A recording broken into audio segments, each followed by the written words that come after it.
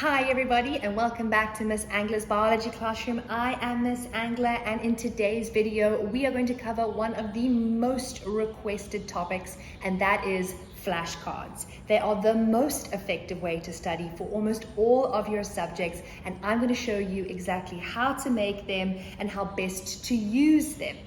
Now, if you're new here, don't forget to like this video and subscribe and turn your notifications on. I will be posting content on Tuesdays and Thursdays. All right, now let's talk about how we're going to make these flashcards and the things that you're going to need. So I have here a stack of record cards. They're also known as index cards. There's 100 in this stack.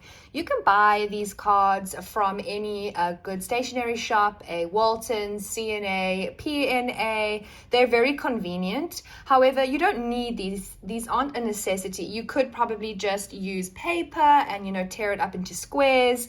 What's nice about these cards is they are a little bit thicker than paper, so they last a little bit longer. But other than that, you can still just use regular paper if that's all that's available to you.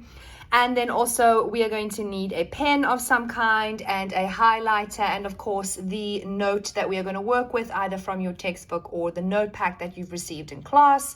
If you don't like using flashcards, I'm also going to show you a way to use a system of questions where you create a list of questions, and I'm going to show you how that works as well in this video. So what exactly are you looking for in your notes when you're summarizing them and you're turning them into flashcards? So there are 4 key things that you can look out for, and you know that they are of a value and that you shouldn't leave them out. All the other little bits and pieces you can leave out. Now, we are looking for things like a function, maybe a process, terminology, and a structure. Now, I'm starting with a blank note here in that I haven't highlighted anything, but this could also be highlighted from class. Perhaps your teacher has asked you to highlight things, but I'm going to pretend that you've gotten your note, you don't know what to highlight, and I'm going to show you what is and isn't important and then how to turn that into a flashcard. Now, assuming that your teacher has pointed these out to you, you would have already highlighted it. But let's go through some basics here, and I want to show you how to turn this information about the stomach into a useful study card. So at the beginning here, it says the stomach, and it says it follows on the esophagus, and it is bound by a circular muscle called the cardiac sphincter and the pyloric sphincter. The words are already in bold, so we can assume that these are obviously important, and they are also terminology words, so we would highlight them anyway. It then goes on to say that the cardiac sphincter stops the food from moving back into the esophagus. Now, this is a function of the cardiac sphincter, so it's telling us what it does. And whenever we see something that is linked to a function or a process, we will definitely need to know it. So we're going to highlight that as well. Then it says that while the pyloric sphincter prevents the food from moving into the small intestine until it is ready to do so. So what we're going to highlight there for the pyloric sphincter function is that it prevents food from moving into the small intestines. But how do you turn that into a functional flashcard? So what we do is we take our flashcard and we're going to create a question on the front of the card in relation to what we need to know. So first things first, we can actually make a number of cards just for this first paragraph. And the first thing is going to be fairly simple. And I'm going to say something like, name the 2 sphincters in the stomach. Okay?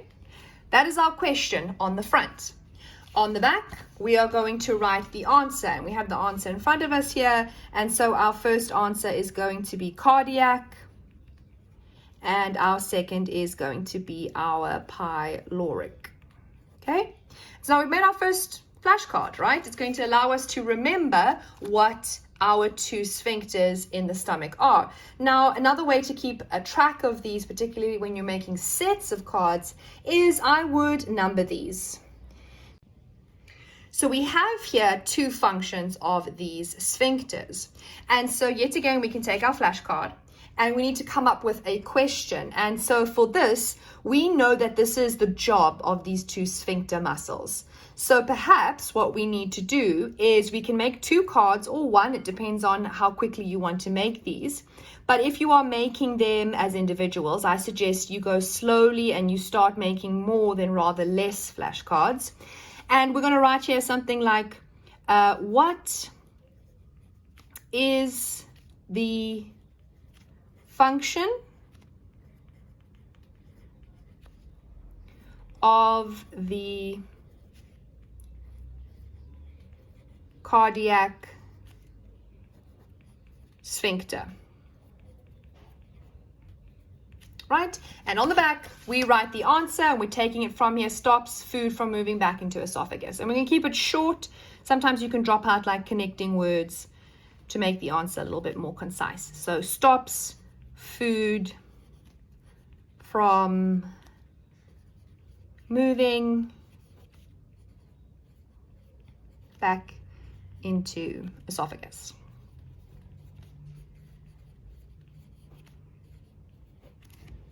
All right, so now we've made that card. We could go on and make another one for there, but I'm going to show you how to continue to take out information from our notes, so you could turn it into a flashcard. Now, what happens if you don't want to make flashcards and you don't have access to a lot of paper and it just takes too much time? What you need to do is you're going to get yourself a piece of exam paper, and you're going to do exactly the same system as we've done before. You're going to highlight everything, except this time you're going to create a list of questions, and you are going to number them. This is the very important part. So I'm going to rewrite the questions we've already done here, and on a separate piece of paper, I'm going to write the answers. So now I've just rewritten the questions that we've already taken out of our paragraph, and I've numbered them, which is really important. And then on a separate piece of paper, I have written the answers again with the numbers, and they must correlate. Now, this is our list of questions and our answers, just like we have on our flashcards. And I'm going to show you how you revise this way with a piece of paper with a list of questions versus how you would revise with a set of flashcards. So now how do you actually revise with your flashcards? So now you've made a full set of flashcards for the work that you need to revise. And what you're going to do is you're going to circulate your way through the stack of cards. So you are going to go through your first card, and if you can answer that question very easily on the front, you're going to put it in the yes pile. Yes, as in I know it, it's very easy. You get to your next question, and perhaps you don't know how to answer this immediately. You have to keep looking on the back for the answer. So it goes in the no, I don't know this pile. We go on, let's take to another question. Oh, I don't know this one, so it goes into the no pile. And we go on to the next one. Oh, I know this, so I put that into the yes pile. Once you have these two piles, the yes pile you're going to put to the side, because why revise work that you already know? You want to focus on the pile of cards that you don't know. And so what you're going to do is you're going to keep circulating through your cards and putting it into the yes or no pile. And hopefully, slowly but surely, it's all going to end up in the yes pile, you know it, and nothing in the no. And so once you've done that, and the whole deck is now a yes deck, and that means that you know everything in the deck of index cards. Now what you do the day before the exam, the morning of the exam, you scroll through your cards, seeing if you can answer all the questions, and it goes very quickly. In the beginning, it takes time to set up flashcards, but once you have them, you will have them for the entire year, which means that you'll be able to use them for every single exam and test, and you'll get faster and faster at making them. And eventually, when you're revising, you're just going to be flipping really fast through your cards and putting them in yes and no piles. Now, what about if you're using a list of questions rather than a set of flashcards? Because you can't scroll through these because it's a long list of questions, right? So I'm going to show you how you can do exactly the same thing. What you need to do is on your first page, you have your questions, and a separate page, your answers. And you're going to take a third page and you're going to write the numbers of all the questions that you have. That's why it was important to number your questions at the beginning. And obviously, this is just a sample, a number. You can have as many in terms of how many questions you have, right? Then what you're going to do is you're not going to look, and you're going to allow your pen to fall on a number randomly, right? Falls on 2 or near number 2, right? You go to your list, find question number 2, and if you can answer it correctly, and that's why your answering sheet is important. It needs to be close by so you can quickly flip and see the answers, okay? You don't know it, you don't scratch the number out. You leave it there. If you do know it, then you're going to scratch it out because that's a yes, okay? And you're going to do it again and again and again. Again, at the very end, you will end up with all of the questions that you do know and some of them that you don't. And this method also allows you to go back and essentially make sure that all of these are scratched out by the very end.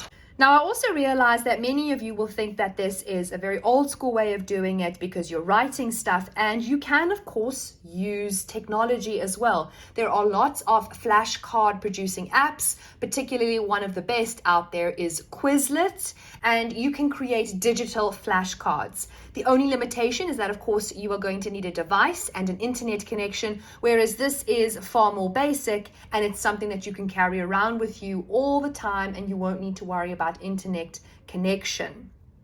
And that's it for today's video. I hope that you've learned a lot today. You know exactly how to make your flashcards, how to use them, and I promise you this is going to be a game changer for your study routine. If you've liked the video, don't forget to give it a thumbs up below and subscribe so that you can get all the freshest content as I release it. I have content covering everything from study skills to biology in grade 8 all the way up to grade 12.